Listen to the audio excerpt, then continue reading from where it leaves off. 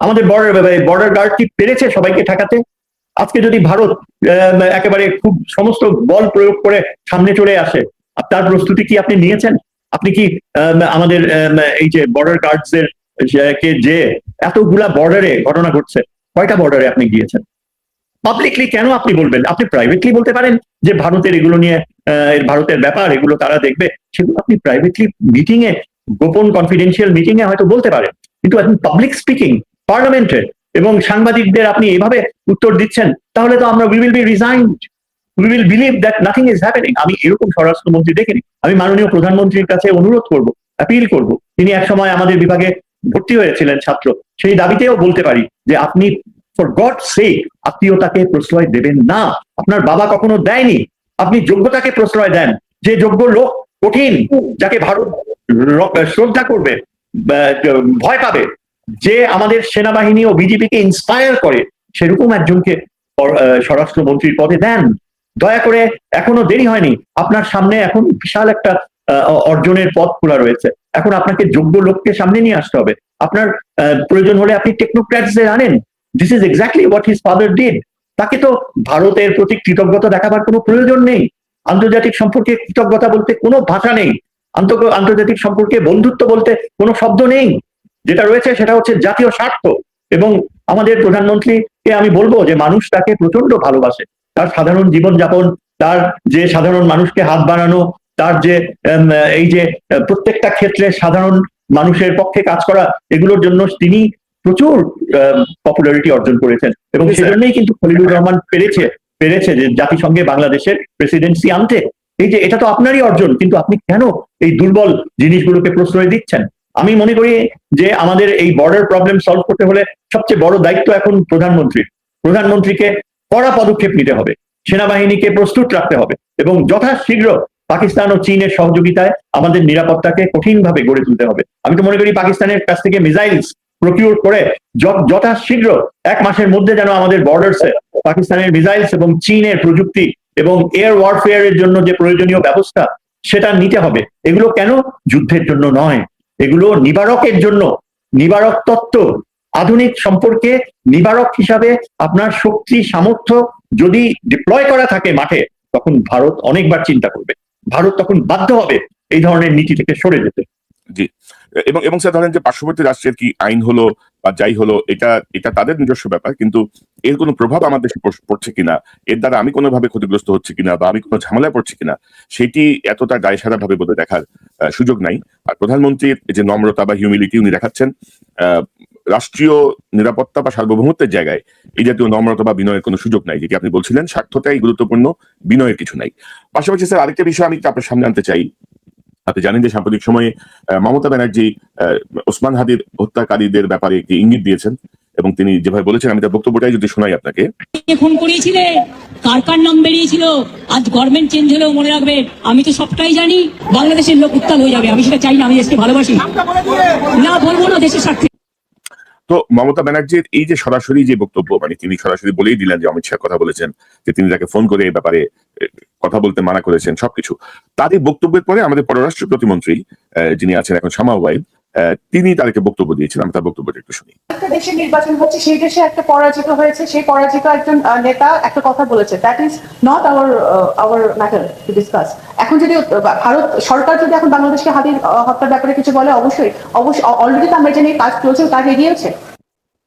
তো এখন স্যার মমতা ব্যানার্জি পশ্চিমবঙ্গে প্রায় 15 বছর মুখ্যমন্ত্রী ছিলেন, তাকে আরেকটা দেশের নির্বাচনে পরাজিত প্রার্থীর বক্তব্য হিসেবে পররাষ্ট্র প্রতিমন্ত্রী যেটি প্রজেক্ট করার চেষ্টা করলেন বা যা বললেন, তো সব মিলিয়ে আপনার কাছে কি মনে হচ্ছে স্যার? মানে আমাদের ফরেন মিনিস্ট্রি খলিল সাহেব তো মাঝখানে ব্যস্ত ছিলেন ওনার জাতিসংঘ মানে নির্বাচন নিয়ে, এর ফাঁকে এই ঘটনাগুলো ঘটেছে। তো এই বক্তব্যটা আপনি কিভাবে দেখেন স্যার, মমতা ব্যানার্জির বক্তব্য বা এবং শামাওয়াহিদের বক্তব্য? আমি একটু আরেকবার আপনার মুখে শুনতে চাই যে মমতা ব্যানার্জির বক্তব্যটা কি ছিল, খুব সংক্ষেপে।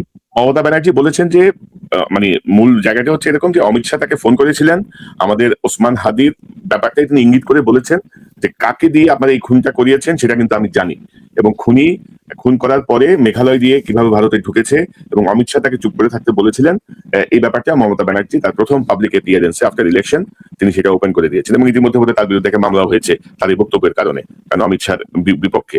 অর্থাৎ ওসমান হাদির এই যে হত্যা সেইটার সাথে ভারতের একটা সম্পৃক্ততা মমতা ব্যানার্জির এই বক্তব্যে কিন্তু স্পষ্ট। তার এই বক্তব্যের পরে শামা ওবায়েদ বলছেন যে মমতা ব্যানার্জি হচ্ছেন নির্বাচনে পরাজিত একজন ব্যক্তি, তার এই বক্তব্য গ্রহণ করা বা কিছু যায় আসে না, ভারত সরকার যদি কিছু বলে তাহলে তারা সেটি চিন্তা ভাবনা করবেন। জি স্যার, আপনার বুঝতে পেরেছি। দেখেন, সত্যি কথা বলতে কি, শামা ওবায়েদের মুখ থেকে এরকম কথা বের হওয়াটা অবাক হওয়ার কিছু নেই। সত্যি কথা বলতে কি, she is a very dedicated BNP worker, এবং এই যে এতগুলো বছর তিনি প্রচুর পরিশ্রম করেছে, এবং পররাষ্ট্র নীতি সংক্রান্ত কোনো বিষয় হলে শামা ওবায়েদকে দেখা যেত যে বিএনপির বড় বড় নেতাদের সাথে তিনিও স্থান করে নিতেন। কিন্তু তার অর্থ এই না যে পররাষ্ট্র নীতি সম্পর্কে তার কোনো রিয়েলি সিরিয়াস নলেজ রয়েছে, অভিজ্ঞতা রয়েছে। কূটনীতি সম্পর্কে তার পড়াশোনা আমি যতদূর জানি নেই, কোনো পড়াশোনাই নেই। আমি বিভিন্ন সময় বিএনপির সেমিনারে অ্যাটেন্ড করেছি, পেপার প্রেজেন্ট করেছি, কিন্তু শামা ওবায়েদকে কখনো মুখ খুলতে দেখিনি, কোনো ইন্টেলিজেন্ট প্রশ্নও করতে দেখিনি।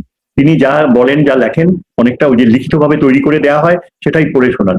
এখন তিনি যদি রাজনৈতিক বক্তব্য দেয়, এই ধরনের কথা বলে, তিনি বুঝে বলেছেন না বুঝে বলেছেন সেটা আমি রিয়েলি ঠিক জাজ করতে পারবো না। তবে আমার সাথে আমি তাকে প্রচুর পছন্দ করি এই অর্থে যে তিনি খুবই ডেডিকেটেড একজন বিএনপি ওয়ার্কার ছিলেন, এবং সবসময় তিনি সময় তার জন্যই বোধহয় তিনি রিওয়ার্ডেড হয়েছেন, যে তিনি হয়তো চেয়েছেন পররাষ্ট্র মন্ত্রণালয় এই সীমাবদ্ধতা থাকবে, এটা অনেক আগেই বোধগম্য ছিল যে Shama Obaid really is not capable of dealing with serious policy issues. হ্যাঁ, সিরিয়াস পলিসি ইস্যুস এর জন্য তিনি নয়, she is good for public relations. হ্যাঁ, এইভাবে কথা বলার জন্য। এখন কথা হচ্ছে যে এই যে হাদির ব্যাপারে আসল ব্যাপারটা হলো যে এই যে অমিত শাহর কনফেশন, আসল কথাটা হচ্ছে এই যে মমতা বলুক আর যেই বলুক, কিন্তু যদি সত্যি অমিত শাহ বলে থাকে এবং না বলে নাই, এটা বলা যাবে না, কারণ তাইলে অমিত শাহ ডিনাই করতো। অমিত শাহ ডিনাই করেনি, এবং অমিত শাহকে আমরা যতটুকু জানি তার মতো এত ইভিল ম্যান এই একবিংশ শতাব্দীতে যদি 5 জন ইভিল ম্যান খুঁজেন, তাইলে এই কিন্তু 5 জনের মধ্যে থাকবে, একজনের মধ্যে প্রথম হতে পারে। পৃথিবীতে অন্যতম ইভিল ম্যান যারা ছিল, যারা গণহত্যা করিয়েছে, মানুষের চরম অত্যাচার করেছে, তার মধ্যে এই অমিত শাহ হচ্ছে ভারতের রাজনীতিতে একজন স্যাটানিক ম্যান।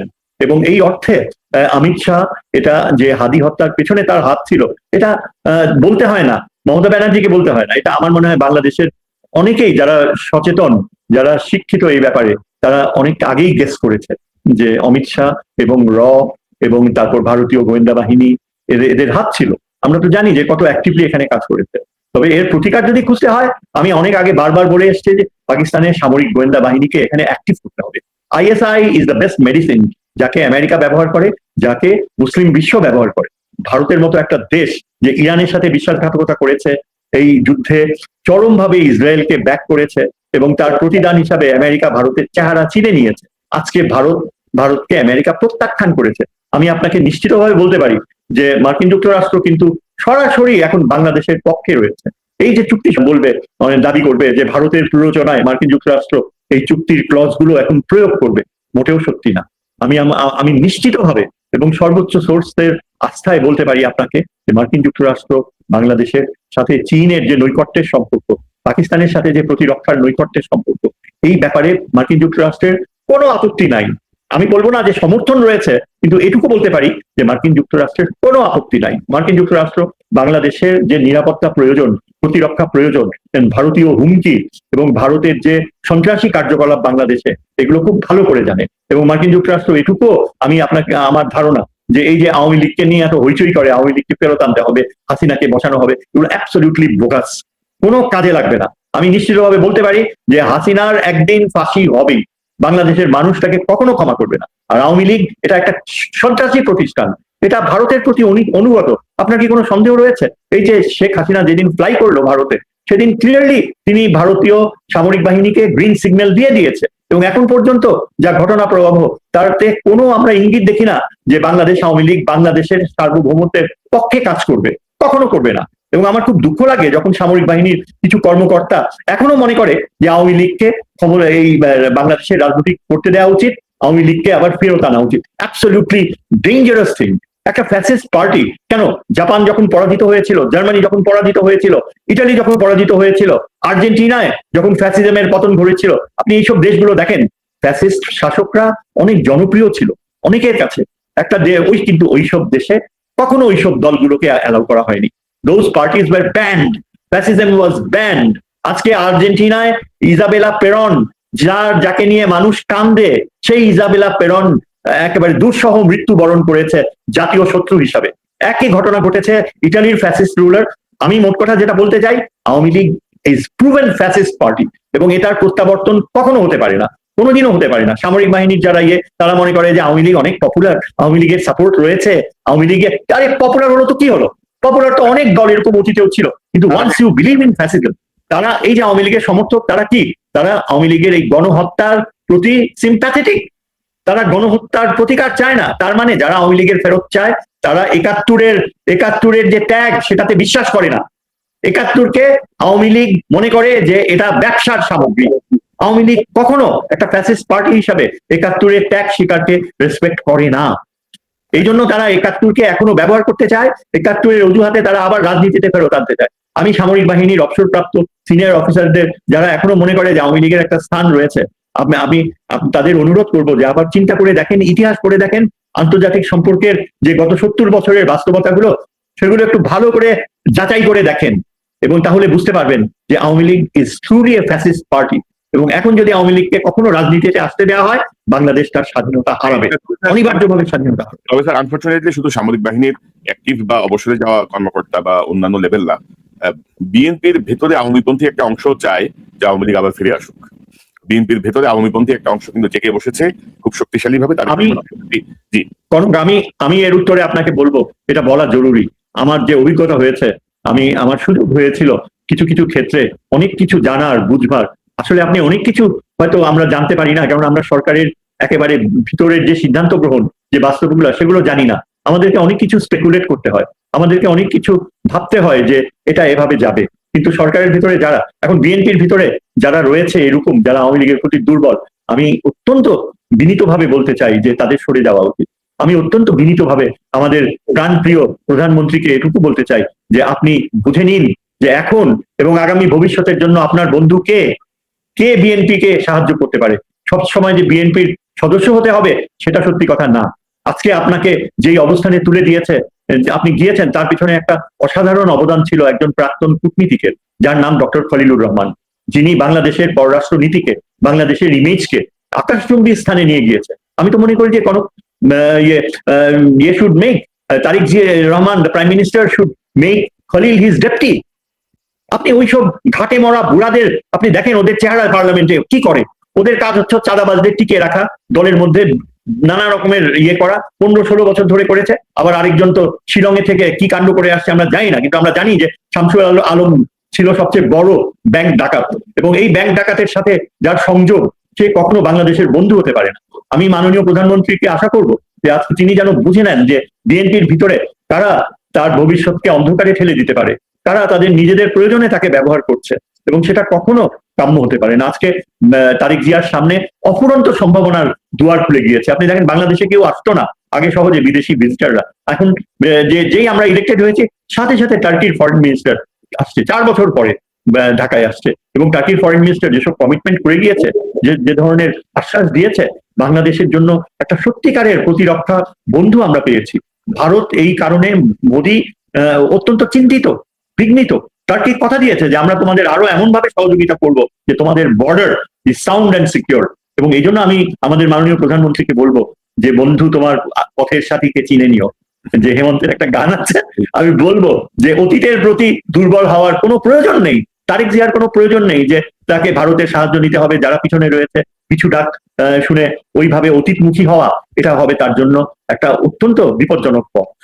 তার জন্য এগিয়ে যেতে হলে চীন, পাকিস্তান, মার্কিন যুক্তরাষ্ট্র সবাই সহযোগিতার হাত বাড়িয়ে দিয়েছে। মার্কিন যুক্তরাষ্ট্র কিন্তু ভারতকে ত্যাগ করতে চায়। ভারত মার্কিন যুক্তরাষ্ট্রের জন্য কোনোভাবেই প্রাসঙ্গিক থাকবে না। প্রতিরক্ষার যে ধারণাগুলো সামনে এসছে, এই যে আপনার বঙ্গোপসাগরে ইন্ডো প্যাসিফিক স্ট্র্যাটেজি, সেখানে ভারত ইজ এ সিরিমোনিয়াল প্লেয়ার, নামে মাত্র, সাবস্টেন্টিভ কোনো রোল নাই। এবং চীন আর আমেরিকা এখন সহযোগীর ভূমিকায় নামবে, because they have agreed on the rare earth deal. ভবিষ্যৎমুখী আগামী দিনের এনার্জি সোর্স, টাইটানিয়াম, অন্যান্য পদার্থ যেগুলো ব্যাটারি, ভবিষ্যৎধর্মী ব্যাটারি, স্পেসশিপ তৈরি করার জন্য প্রয়োজন, আপনার তেল আর কয়লার উপর ডিপেন্ডেন্স থেকে বের হয়ে যাওয়ার জন্য প্রয়োজন, সেটার প্রেক্ষাপটে আমেরিকা এখন চীনকে বন্ধুত্বের হাত বাড়াবে। তাইওয়ান নিয়ে আমেরিকার আগের পজিশনে থাকবে না। আন্তর্জাতিক সম্পর্কে ব্যাপক পরিবর্তন আসছে এবং ভারতের যে এই যে অস্তিত্ব, এটা পৃথিবীর জন্য একটা বোঝা। এটা আমি বলতে বাধ্য হচ্ছি, পৃথিবীর জন্য একটা বোঝা। এবং স্যার আমরা তো ভারতের অনেক তর্জন গর্জন শুনি, তো আপনি যদি প্রথম দিকে বলছিলেন যে আমাদের বিএসএফ দেখলে এখনো, আমাদের বিজিবি দেখলে বিএসএফ এখনো পালায়, ইন্ডিয়া যখন ছিল তখন তো আরো ভয়াবহ অবস্থা ছিল। তো আমরা মনে করি ভারতের বন্ধুত্বের চেয়ে আমরা যদি আমেরিকা, চীন এবং পাকিস্তানের সাথে একটা ডিপ্লোম্যাটিক একটা ওয়েল কানেকশন, একটা রিলেশনশিপ গড়ে তুলতে পারি, সেটা আমাদের জন্য দরকার। আমরা যুদ্ধ বা সংঘাত চাই না, কিন্তু আপনি চোখ রাঙাবেন আমাদের পরে, আপনি আমাকে ভয় লাগাবেন, আপনি আমাকে হুমকি দেবেন, সেটা আমি হজম করবো, সেটা বোধহয় মানে এই জামানায় এসে বোধহয় ভাবা ঠিক হচ্ছে না। তো স্যার আমরা অনুষ্ঠান শেষ করবো, আপনার শেষ মন্তব্যটা নিয়ে অনুষ্ঠান শেষ করবো আমরা। মানে প্রধানমন্ত্রীর আপনি যেটা বলছিলেন যে স্যার অনেক সময় দেখা যায় যে রাজনৈতিক ভাবে অনেকে রিওয়ার্ড দিতে হয়, একটা পজিশন দিতে হয়, তার ত্যাগ সবকিছু মিলিয়ে, কিন্তু এগুলোর জন্য অনেক জায়গা আছে, কিন্তু এগুলোর জন্য স্বরাষ্ট্র, পররাষ্ট্র, এইসব ভাইটাল জায়গাগুলো আমার মনে হয় যে আরো প্রফেশনাল লোক, আরো সাহসী লোক এখানে দেওয়া উচিত, দেশপ্রেমিক মানুষ দেওয়া উচিত। আপনার শেষ মন্তব্যটা নিয়ে আমরা অনুষ্ঠান শেষ করবো। আমার মনে হয় আমাদের সামরিক বাহিনীকে শক্তিশালী করতে হবে এবং সেই পথে আমরা ঠিক পথে যাচ্ছি। আমাদের পররাষ্ট্র নীতি ঠিক মানুষের হাতে রয়েছে এবং অনেকেই বাধা দেয়, অনেকেই নানা রকমের গুজব ছড়ায়, কিন্তু আমি আপনাকে নিশ্চিতভাবে বলতে পারি যে আমাদের প্রধানমন্ত্রী ও পররাষ্ট্র মন্ত্রীর মধ্যে যদি একটা সহযোগিতা থাকে, যেমনটা এক সময় ছিল প্রেসিডেন্ট নিক্সন আর হেনরি কিসিঞ্জার, হ্যাঁ, doctor Khalil is a great educator. প্রধানমন্ত্রীকে ঠিক পথে যেতে, আন্তর্জাতিক সম্পর্কের জটিল বাস্তবতাগুলো বুঝতে তার মতো অভিজ্ঞ এবং যোগ্য লোক কেউ নেই, এবং তার আবার শত্রুরও অভাব নেই। কিন্তু আমি মনে করি যে বাংলাদেশকে উঠে আসতে হলে আমাদের প্রতিরক্ষা বাহিনীকে শক্তিশালী করতে হবে, এবং তখনই দেখা যাবে যে অর্থনৈতিক ক্ষেত্রে আমাদের জন্য অনেক নতুন পথ বের হয়ে আসবে। আপনি কখনো অর্থনীতিকে শক্তিশালী করতে পারবেন না যদি না আপনার প্রতিরক্ষা এমন অবস্থায় থাকে যেন সামরিক বাহিনী প্রফেশনালিজমের দিকে কমিটেড হয়ে থাকে, তারা যেন কর্পোরেট কালচারে না যায়, এবং সামরিক বাহিনী যেন সত্যিকার অর্থে একটা, ইসরায়েল যদি পারে আরব বিশ্বে, আমরা পারবো না কেন? আমরা ভারতকে মোকাবেলা করতে পারবো না কেন? এবং চীনের যে ভবিষ্যৎধর্মী উদ্দেশ্যগুলো রয়েছে তার সাথে আমরা পূর্ণাঙ্গভাবে সহযোগিতা করব। চীনও আমাদেরকে, আমাদের যেমন তিস্তা বাঁধের বাস্তবতা রয়েছে, অনেকে বলে যে তিস্তার পানি তো ভারত হয়ে আসে, কিন্তু এটা ভুলে গেলে চলবে না যে তিস্তার অরিজিনাল সোর্স আপার রাইপেরিয়ান কিন্তু চায়না। চায়না ডিসাইড করে যে পানি কোনখান দিয়ে যাবে, কতটুক যাবে ভারতে। চায়না দেখেন, চায়নার কারণে ভারতের টিপাইমুখ ড্যাম বন্ধ হয়ে গিয়েছে। আজকে চায়না ইচ্ছা করলে ভারতের গঙ্গার ফ্লো পুরাপুরি বন্ধ করে উত্তরপ্রদেশের কোটি কোটি মানুষকে শেষ করে দিতে পারে। আজকে ভারত ওয়াটার টেরোরিজম শুরু করছে পাকিস্তানের সাথে, বাংলাদেশের প্রতিও একটা ওয়াটার টেরোরিজম প্রবণতা দেখাচ্ছে।